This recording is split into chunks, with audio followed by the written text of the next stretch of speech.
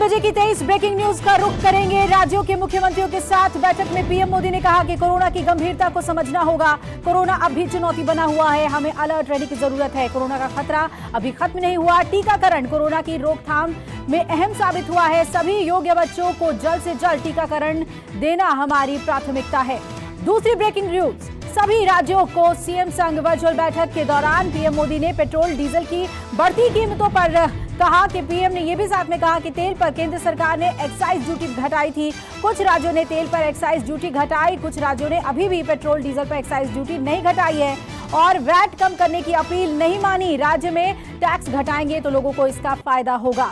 तीसरी breaking news का रुख करेंगे। अलवर में 300 साल पुराना मंदिर तोड़ने के विरोध में बीजेपी ने प्रदर्शन किया। बीजेपी सांसद बाबा बालकनाथ की अगुवाई में बीजेपी ने विरोध मार्च निकाला। बीजेपी के मार्च में साधु संत, कई हिंदू संगठनों समेत हजारों लोग शामिल हुए और मंदिर तोड़ने का विरोध दर्ज कराया गया। साधु संतों और बीजेपी कार्यकर्ताओं ने हाथों में तख्ती, पोस्टर लेकर मार्च निकाला। गहलोत सरकार के खिलाफ नारेबाजी भी की।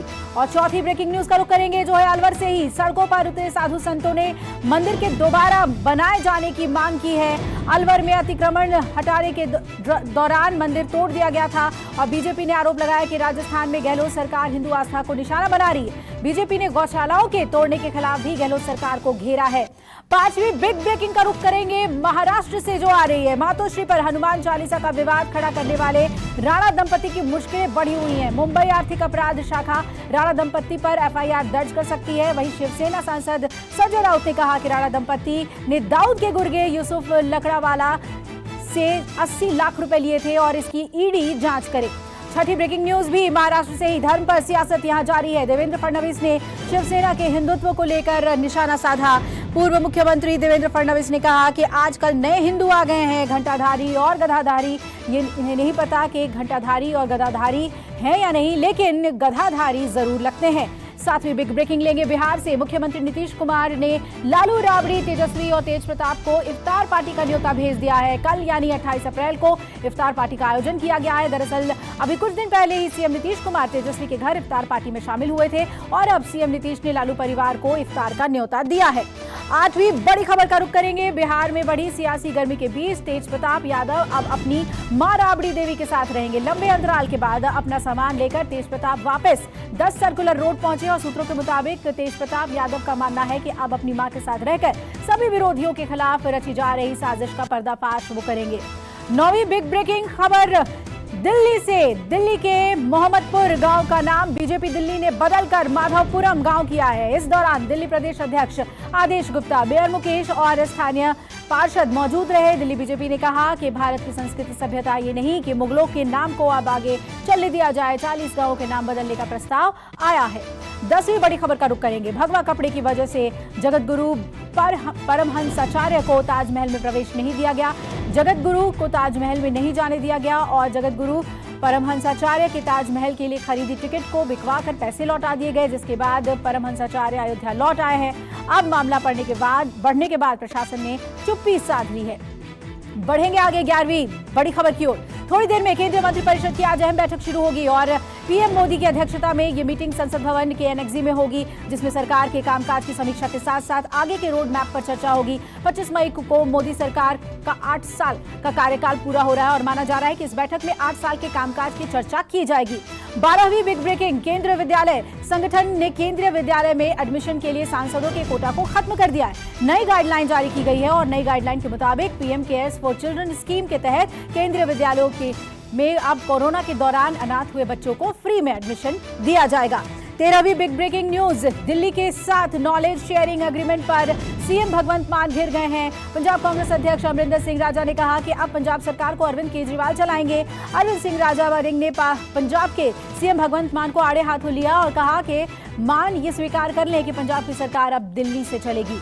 14वीं बड़ी खबर, पीएम नरेंद्र मोदी को 100 से ज्यादा पूर्व नौकरशाहों ने एक चिट्ठी लिखी है और चिट्ठी में कहा गया है कि नफरत की राजनीति को समाप्त करने का प्रधानमंत्री आह्वान करें। पूर्व नौकरशाहों ने एक खुले पत्र में यह भी कहा कि हम देश में नफरत से भरी तबाही का उन्माद देख रहे हैं, जहां बलि की बेदी पर न केवल मुस्लिम बल्कि संविधान भी है। 15वीं बड़ी खबर का रुख करेंगे। सरकार जल्द ही एमएसपी पर कमेटी का ऐलान कर सकती है। इस कमेटी में किसान संगठनों के 3 प्रतिनिधियों को शामिल किया जाएगा। सूत्रों से मिली जानकारी के मुताबिक एमएसपी कमेटी का जल्द ही ऐलान होगा। कमेटी में किसान संगठनों के 3 प्रतिनिधि शामिल होंगे और किसान संगठनों ने प्रतिनिधियों के नाम तय कर दिए हैं। 16वीं बिग ब्रेकिंग का रुख करेंगे। सवाल नागरिक संहिता को all India Muslim personal law board ने असंवैधानिक और अल्पसंख्यक विरोधी बताया है। बोर्ड ने महासचिव ने सवाल खड़े किए और बोर्ड के महासचिव रहमानी ने कहा कि भारत के संविधान ने देश के प्रत्येक नागरिक को उसके धर्म के अनुसार जीवन व्यतीत करने की अनुमति दी है। और अब बिग ब्रेकिंग न्यूज झारखंड से जुड़ी हुई। झारखंड के मुख्यमंत्री हेमंत सोरेन ने बिजली संकट पर बयान दिया।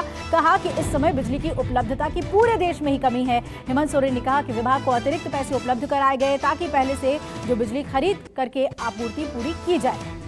18वीं ब्रेकिंग न्यूज का रुख करेंगे।